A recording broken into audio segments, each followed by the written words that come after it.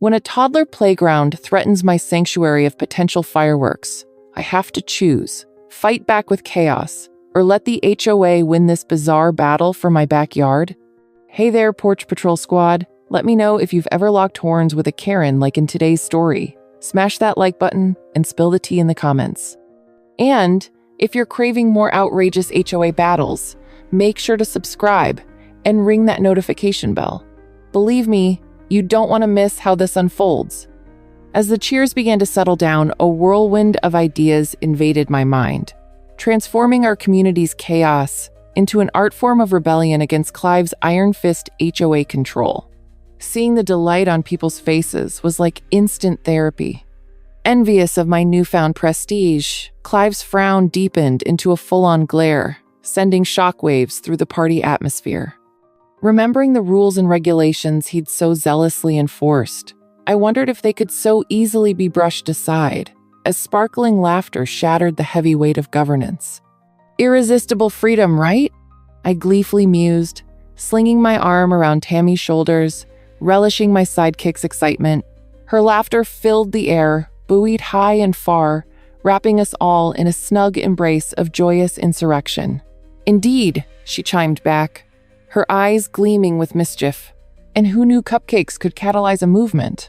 I chuckled, recognizing the power of baked goodness as undeniably delicious and dangerously potent weaponry against the darkness of HOA regulation. The image of Clive trying to quell a rebellion with his mass-produced flyer about appropriate neighborhood decorum made me want to double over in laughter. In a heartbeat, we had unleashed raucous inspiration throughout the community. In some twisted way, Clive had unknowingly gifted us all this rebellious spirit. It was mesmerizing to watch our neighbors embrace it, as if it had been hidden beneath layers of beige and conformity for far too long. But the inner circle of HOA leadership wasn't going to sit idly by, watching Clive's empire crumble like a tin roof in a hurricane. No, that wouldn't do at all. Just as I was entertaining dreams of liberation from HOA tyranny, an ominous cloud loomed in the horizon. Karen Munson, the self-appointed HOA resident drama queen, storming towards our gathering like she was auditioning for a dramatic role in a B-rated movie. Clive appeared to regain his composure momentarily, his sharp eyes glinting with hope, as if her presence could somehow save him from the ongoing disaster. I could only envision a real-life Avengers sequence where Clive relied on Karen's supposed tyranny to make a glorious comeback. Wouldn't that be a fun twist? "Jordan," she bellowed, pointing a rigid finger at me with a theatrical flair. I demand calm. These unruly gatherings are entirely unacceptable. The crowd's laughter faltered but didn't entirely extinguish as they gauged her seriousness, while I smirked so hard that my face almost hurt. "Oh, Karen," I replied in feigned exasperation. "Why would I ever dream of quelling joy? It would be a crime against cupcakes and laughter." Of course, my tone dripped with sarcasm, underlining the absurdity of her urgency. The crowd erupted in laughter once more, and Karen's face twitched with disgust as she attempted to maintain her composure amidst the chaos. I could practically see her delusions of grandeur shattering right before my eyes.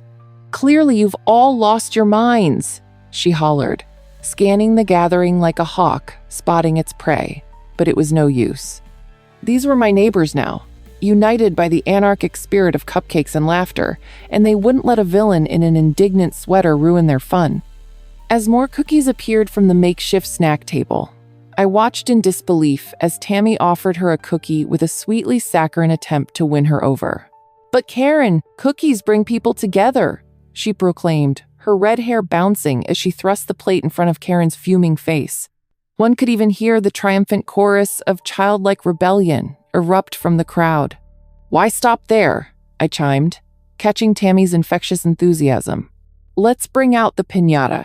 When cheerful shouts chanted for candy-filled glory echoed through the air, I knew the moment had come for the ultimate test of our neighborhood's solidarity against the impending reign of dull Tomos.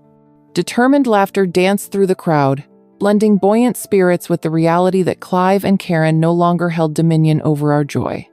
Kids whipped their arms in delight, and before I knew it, a surprisingly fabulous piñata appeared, thanks to an unseen neighbor's mother who had outdone herself. Talk about collective whimsy. As the sun dipped lower, casting shadows as whimsy took over, I felt an exhilarating thrill as the piñata swung precariously from a tree branch, not unlike that of Clive's monument of order hanging by a thread. It seemed fitting, the perfect symbol of our impending triumph over humorless outrage. Each whack, as the bat collided with the colorful papercraft, echoed against our neighborhood walls as the laughter crescendoed further. Just as it splintered, candy spilling forth like a glorious pot of gold at the end of a rainbow, I realized we weren't merely fighting against the HOA anymore. We were fighting for a sense of utopia, the neighborhood we could build free from soothing shades of apathy. Did Clive and Karen foresee our tumultuous transformation that day? Most definitely not. As the fragments of piñata decorated the landscape and laughter blossomed anew, I found myself pondering not just the absurdity of our ongoing saga, but the possibility that our battle was only just beginning. Could we continue to harness our collective sense of community, strong enough to take down an HOA giant? Perhaps transformation came with a hefty dose of laughter, miracles bred from chaos, and cupcakes sprinkled with rebellion. As the piñata lay in tatters, revealing its sugary treasures to our jubilant crowd, I watched with glee as kids and adults alike delved into the colorful scatter. The mirth generated from such a simple act, a swing of a bat followed by a candy explosion, offered a delightful small-scale rebellion against the looming shadows of Clive and Karen's oppressive rule. Suddenly, perfection was attainable when chaos ruled the day, and our spirits lifted, like the very candy we were scooping up hungrily from the grass. My new title as local hero of sugar was solidifying itself with every smiling face, and I felt momentarily invincible, as if I had somehow donned an invisible cape knitted from the laughter of my neighbors. But just when I thought the momentum of our glee would propel us to unprecedented heights of community sovereignty, the HOA's grand finale of absurdity arrived in the form of a hastily arranged emergency meeting, called by none other than our resident busybody, Karen Munson herself. Wearing her unwaveringly stern look as the appointed queen of complaints, Karen must have believed herself both a charismatic leader and our neighborhood's valiant savior. "We must restore order," she would bellow, her pounding fist upon the table sending a web of apprehension through those easily intimidated. I could already picture her orchestrating a parade of monotonous flyers and strict regulations. The horror. The thought itself sent delightful shivers up my spine, equal parts terror and amusement at the sheer badness of it all. In an ironic twist that could only exist in our neighborhood, the protest against the protest began. A band of rogue cupcakes and a decree of delicious resistance was drafted, ensuring the agenda of the emergency meeting included not just a return to the right order, whatever that was, but cupcakes to be devoured in celebration of our tiny community rebellion. Of course, Tammy was appointed as our official baker of the people, whipping up concoctions so enticing they could convert even the sauntering spirit of Clive the Enforcer. I could see him sweating bullets at the possibility of indulgence invading his cherished order, as his hawkish gaze was set to wander into the battleground of divine frosting and sprinkles.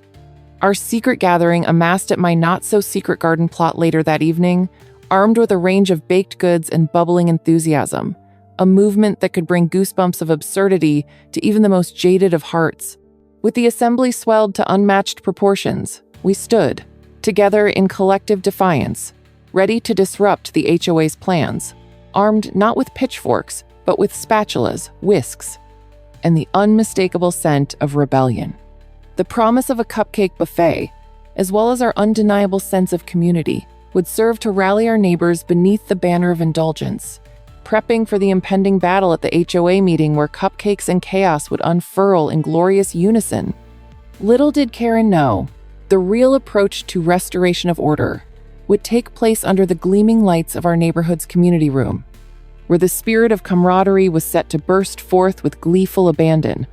Tensions rose a notch as I tossed my baseball cap, bedecked with the words, "Resist authority," playfully from hand to hand, sharing conspiratorial smiles with Tammy, the co-conspirator extraordinaire who had birthed the illustrious union of cupcakes and neighborhood joy. Imagine Clive's face if these cupcakes turned this meeting upside down. I mused to her through quiet laughter, knowing the untamed spirit of our collective rebellion shielded us from even the mightiest of HOA rules. In that lively setting, the tension of impending doom reached its peak as we witnessed Karen positioned at the head of the conference table, promoting her agenda as though it were gospel. It appeared rather ironic that behind her, Clive fumed in silence, tethered to a chair like a disgruntled puppet, unable to reclaim his marionette strings. I stifled a laugh as she declared, "We must finish what we started." But alas, the only things we required were the creams and the sprinkles. As the crowd arose to advocate for freedom, and with urgings for more cupcakes, there lay no chance for a shift back to mundane conformity. The surreal juxtaposition of Karen draping her frustration against the undeniable exuberance of cupcakes fashioned an almost theatrical scene as we interrupted her with praise for the majestic sugary creations, casting aside her power like so many crumpled-up complaint forms. As the meeting devolved into a riot of laughter and stolen bites of cupcakes from which they could not possibly recover, I felt an oddly sweet satisfaction building.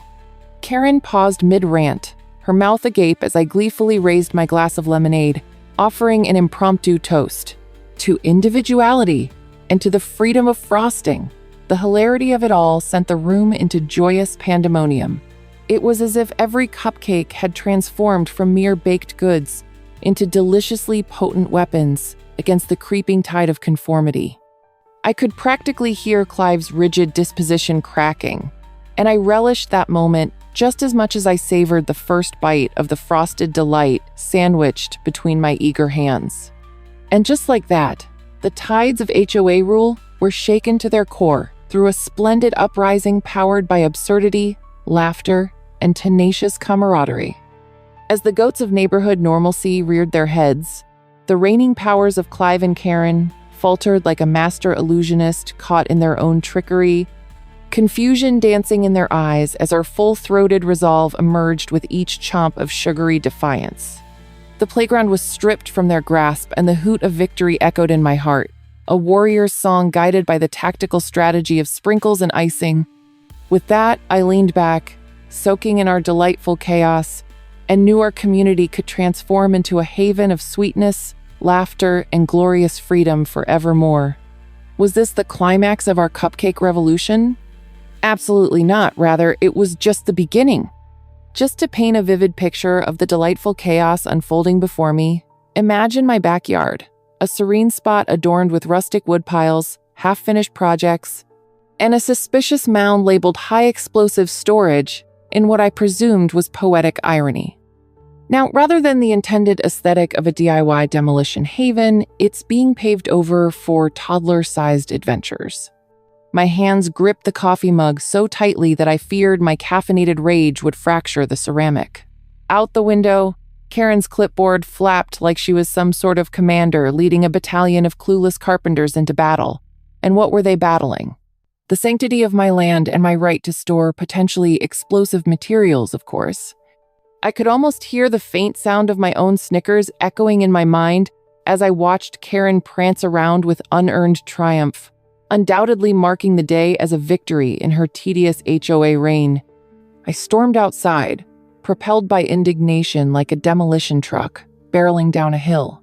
I had half a mind to approach the crew with my best angry homeowner face on display, though, truth be told, I wasn't entirely certain what that looked like. As I stomped across the lawn, the crew apparently mistook me for some sort of enthusiastic onlooker rather than a furious owner. "Look, buddy, this is a private school playground now," called one of the foremen, his cheery tone a sharp contrast to the darkness lingering in my heart. Private school, huh? Must be a really special school if it's built on the site of my potential rabid firework collection. I shot back, my voice an echo of indignation and sarcasm. It was the kind of response that could earn me the title of the neighborhood's most notorious rebel, or, knowing Clive Pritchard, my neighborhood's infamous terror. Trudging over to the site, I clutched a hastily scribbled note in my pocket, arguing about the zoning permissions, that also included my own hand-drawn doodles of clowns in explosion suits. I believed I was channeling more than just petty revenge. I was wielding the power of the outdated building code surpassing the HOA's powers. Behind me, Tammy twirled across her yard, in her sundress decorated with flowers, radiating sunshine like a human version of a golden retriever. "What's going on?" she chirped, a blissful ignorance in her tone. I gestured dramatically at the playground. "It looks like the HOA has decided my backyard is a fine place for children's skipped play, rather than the safe-zoned explosive storage it truly is." Her face morphed from confusion to a gleeful delight, and she stood with her hands on her hips. That's just quintessential Karen, isn't it? The alliance was forming, and I was sure she would bring cookies to the rebellion. As the construction crew began to assemble what appeared to be a rather oversized slide, I decided my next course of action would demand even more creativity. I wasn't out for blood, I was merely angling for sweet, sweet karma served with a side of spectacle. I dug out my phone, ready to document what I fondly referred to as Playground Gate. Who knew a neighborhood turf war would warrant a hashtag?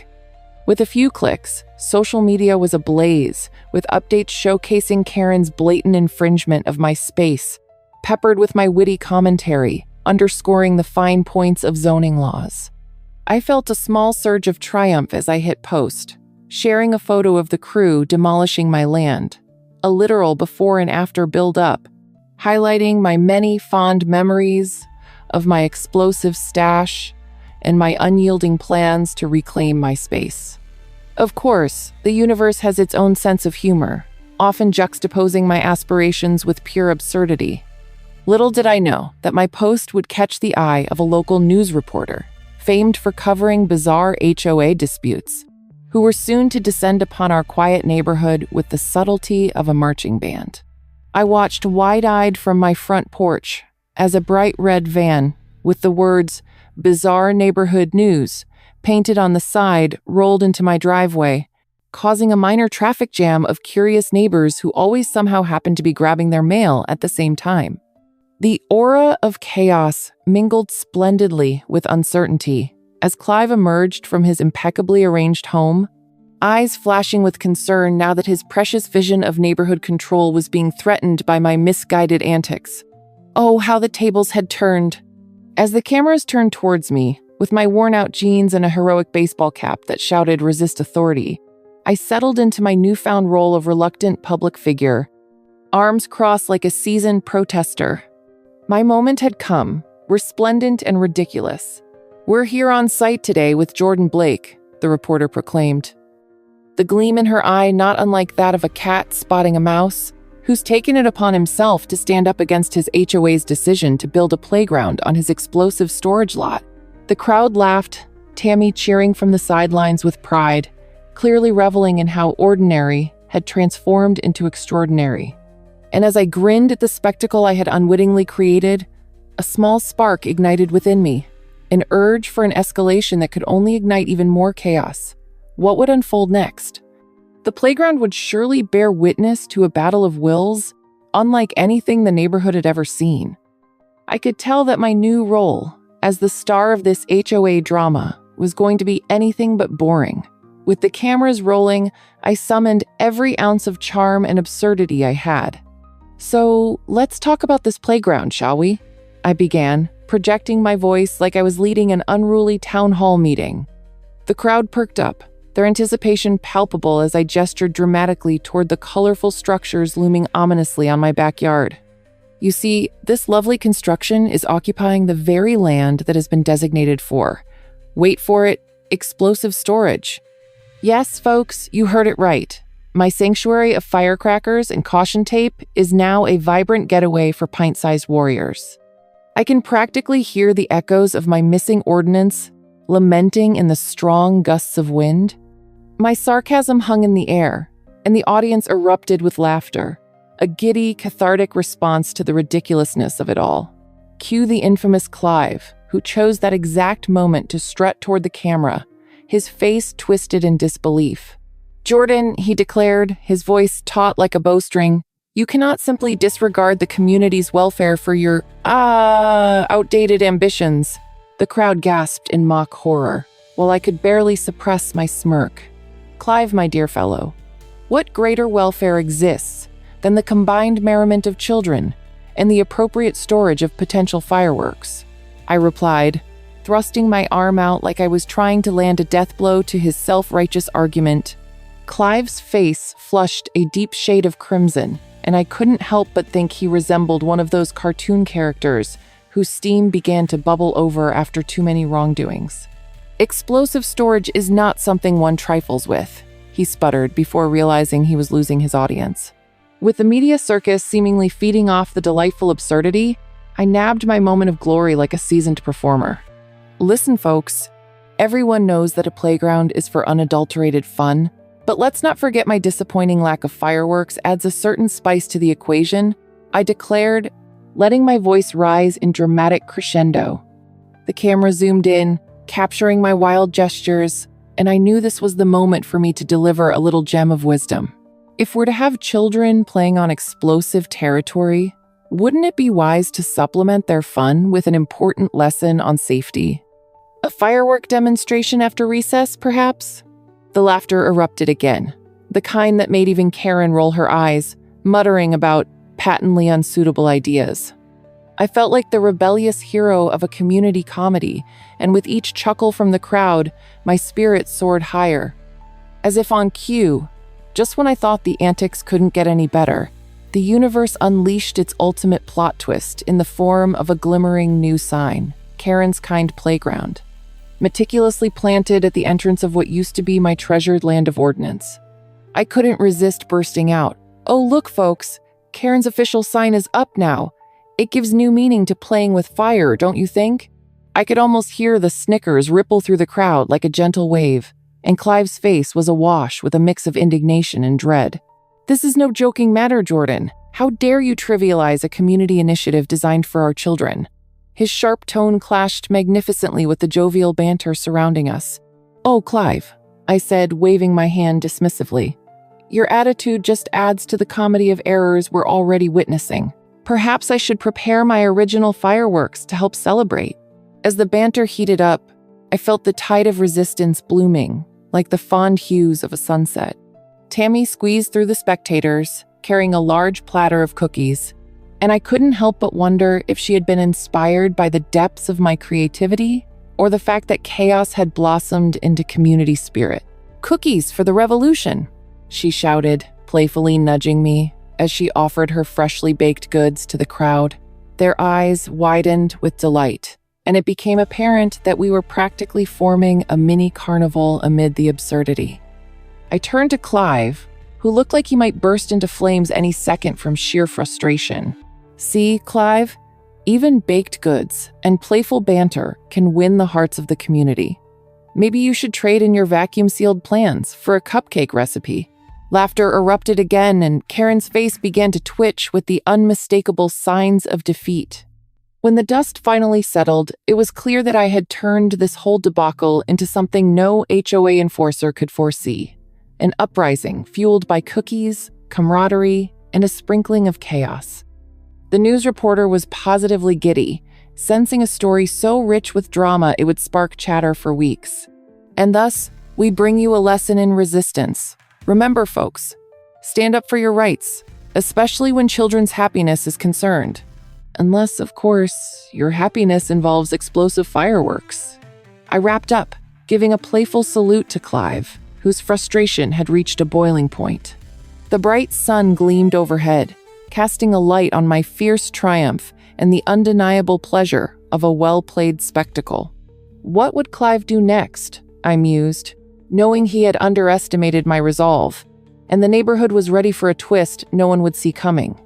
The aftermath of my faux pas had blossomed into a carnival of sorts, one that I never quite expected. The crowd swirled with glee as Tammy doled out cookies like they were currency in a newly formed democratic society.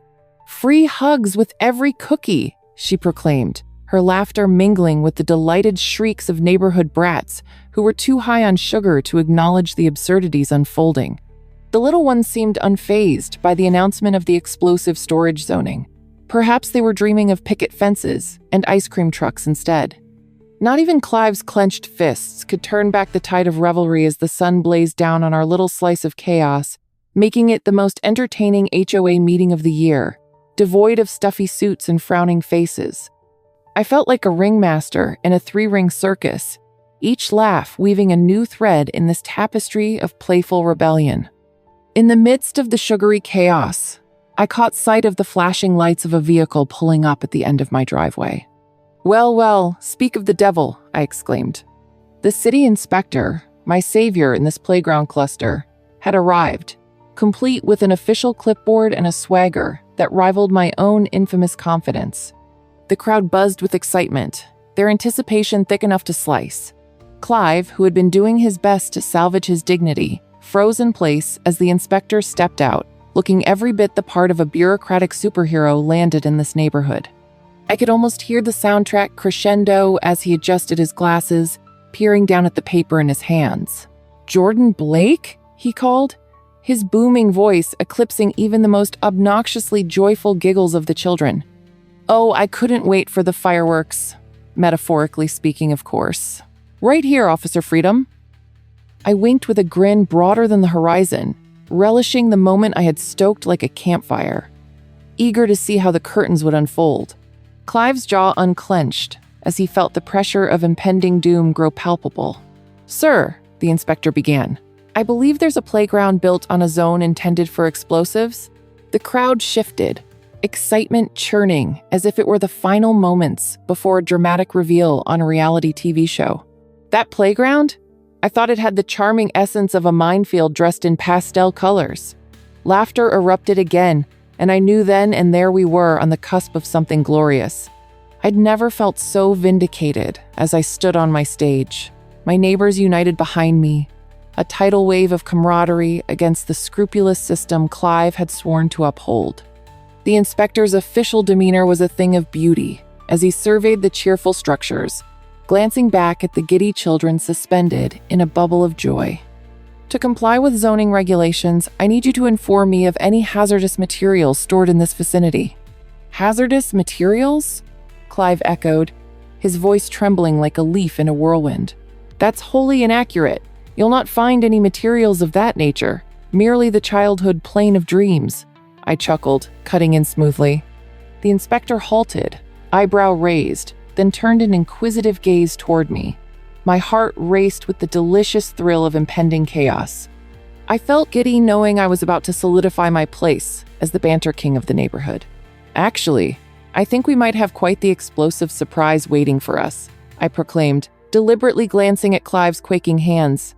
Just a stroke of genius to strike fear into the heart of a man who tried to deny my backyard legend.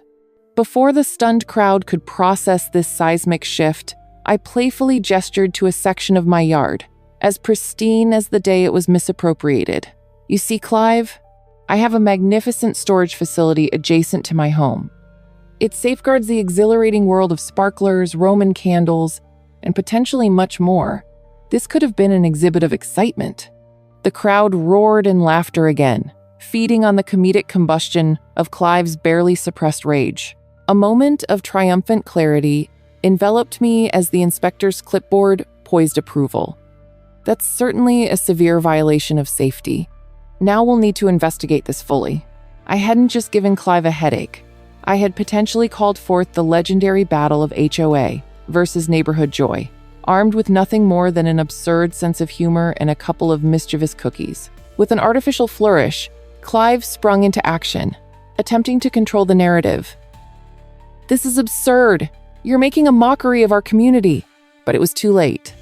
Tammy jumped in, brandishing a triumphant cookie like a victory flag. "No, Clive, we're embracing the absurd.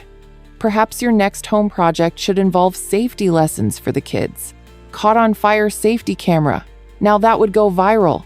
The crowd cheered, and just as I thought I could sit back and enjoy my newfound role, I heard the inspector's voice again.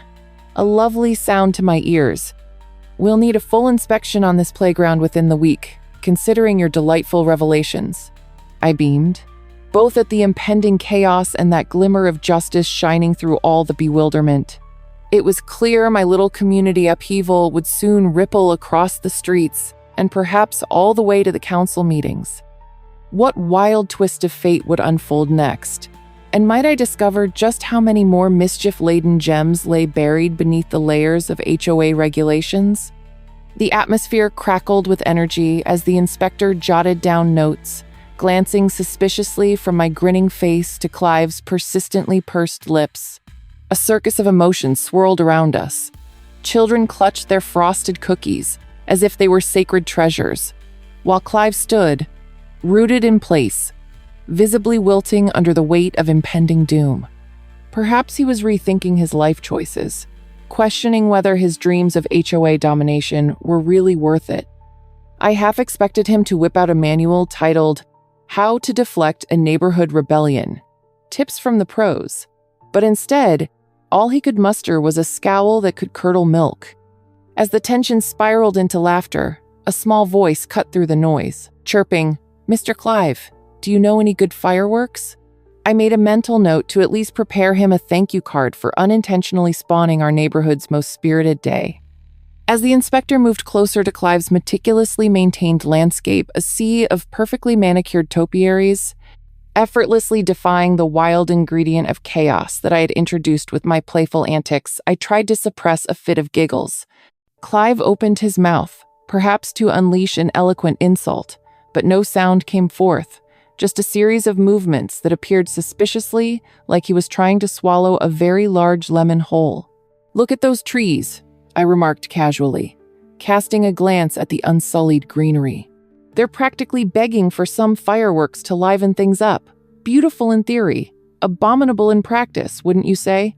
The crowd roared again, and for a second, I felt like a rock star, my flippant charm electrifying the masses, while sending Clive spiraling into a realm of frustration wherein he could only clutch his clipboard tighter. The inspector, still maintaining a stoic face, turned to survey the playground, now a monument of irony and sheer hilarity with its pastel colors hovering over what could be the backdrop of a dramatic action film. "There's no concession for safety here," he finally declared, his eyes narrowing with accuracy. "This is about to break every rule in our official handbook, Mr. Pritchard. You may want to consider your legal footing." I could practically hear Clive's mental gears grinding as he frantically tried to calculate whether unleashing the power of the law against me would damage his pristine image. The humor, the absurdity of it all, and the way joy seemed unapologetically interwoven into the fabric of our community sent chills down my spine. Those were the beautiful moments one could live for. "In fact," continued the inspector, "this playground is an accident waiting to happen." The crowd erupted into a raucous cheer in response, their laughter echoing against the neighborhood's brick walls. "There's no coming back from this, Clive," I added, trying to keep a straight face while I enjoyed the spectacle of my neighbor deflating, like a well-loved balloon overstuffed with air. As speculation of how long this playground design would stand hovered in the air, a dangerous thought crossed my mind. Might we finally be rid of Clive's tight grip over our community? The road to liberation lay paved in laughter, cookies, and a hefty dose of poetic justice. Clive, sensing the tide turning, finally regained his composure and attempted damage control. "Listen, everyone, this isn't the time for laughter. We have rules for a reason." But empowered by joy, the neighborhood buzzed around him as Tammy, baking aficionado and riotous spirit extraordinaire, offered him a cookie, her cheerful grin refusing to dim. "Surely, Clive, you could use a break? Maybe a spark of joy among all this chaos?" The crowd rallied to her side, rallying around cookies and giggles, creating a wall of affection around our beloved mischief maker and unwitting leader, proving that negativity could only stand against our united front for so long. I stood back and beamed, witnessing my neighbor's comfort with rebellion take form in delightful and delicious ways. Each moment was punctuated by their laughter, creating an infectious energy that enveloped the entire street. Clive, caught at the center of this giddy experiment of chaos, clearly struggled to reconcile the fact that we weren't seeking permission to enjoy ourselves, nor accepting his brand of authority. I knew then that our collective audacity could indeed shift tides, and as defeat glimmered in Clive's furious gaze, I felt something transformative crackle in the air. It wasn't just about the legality of the playground anymore. It had morphed into a personal vendetta against the heartless grip of the HOA on our imaginative spirits.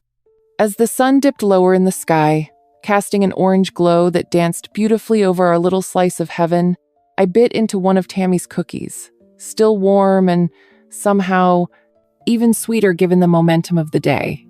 It felt like we'd collectively unearthed a treasure buried beneath layers of HOA regulations and unwarranted control, spawning newfound friendships and a spirited alliance against Clive and his minions of order. Tell me, Mr. Pritchard, when's the next meeting? This glorious rebellion can't just be a one-time affair, I shouted, laughter rolling over to assure him and the crowd that our saga was only just beginning. What other marvels could our community dream up if we merely embraced the delightful chaos life unexpectedly delivered? Thanks for tuning in. It really means a lot to us. If you're still fired up from this HOA showdown, check out our next jaw-dropping battle on the right, or let YouTube surprise you with another wild ride on the left. Take your pick, and I'll see you in the next neighborhood drama.